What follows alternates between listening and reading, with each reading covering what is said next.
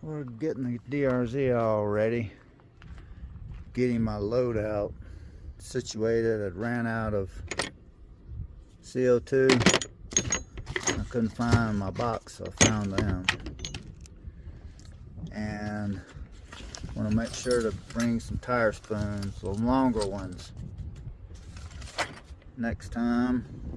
Just going through making sure I have everything I need, because the other night, right at sunset, about 12 or 13 miles from the RV, the front tire went flat. And it started handling really weird. So I pulled over, and sure enough, the front tire was flat. And we thought we just had a hole in the tube.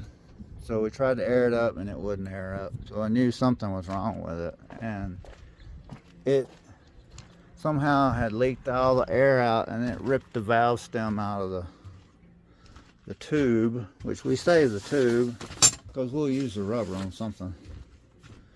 In fact, I'm bring these both out here. This one was the rear tire that had a leak in it. It had a little pinhole in it, and we put some slime in it, and it stops it at a certain point, but we need to patch it. And this right here is beyond patching. That's where it ripped the valve stem out. It was right here, and it just ripped it out because the tire spun on the rim, and it ripped the valve stem because it didn't have any air in it. I don't know when it particularly happened, but we were going along, and it was a real nice day. It was kind of warm. And then all of a sudden, within a minute or so, we were on a icy, snowy road, and the temperature dropped to like 20 or 30 degrees real quickly. These horses have been going at it today. They've been kind of distressed. They've been crying. They must see something that got them upset. So we had to decide whether we were going to try to change the tube, or we were going to try to drive back home. Unfortunately, driving it back home was the best choice. It took a while because just had to go really, really slow on the dirt road. And then when we got on the pavement, which was just about 3 miles down the road, I sat way back here on the back and didn't go more than 15 miles an hour or so.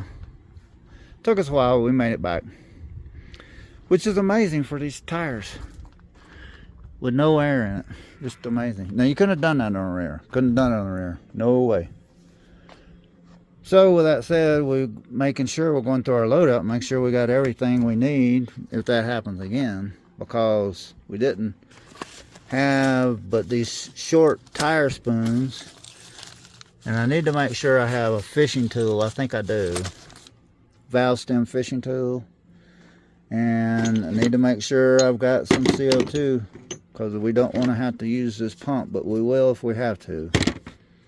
And we found us another spare tube we can put back in our bag because we stole this from the Sherco. And in fact, this is from the Sherco too.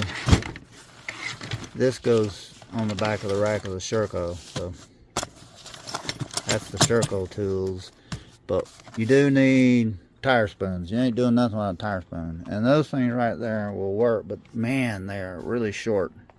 The longer ones are much better. Really all you need is 2 long ones. Where did I put them?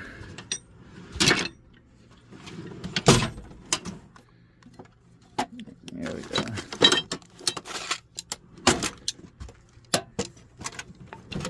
This right here. Make all the difference in the world, the length. If they would make these things right here where they were telescopic, you could extend it out another couple of inches, which you could do that. Give you so much better leverage. So we'll have to see where we can carry these. with us.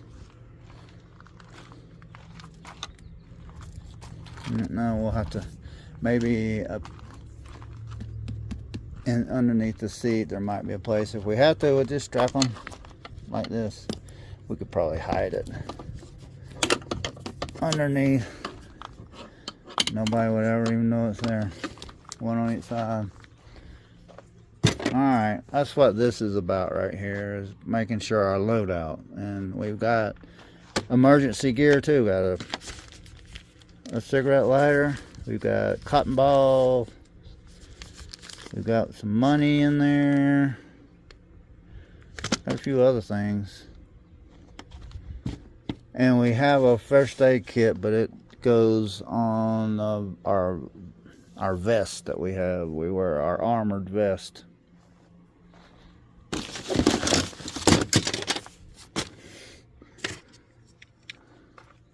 Now I was gonna look through the rest of this stuff.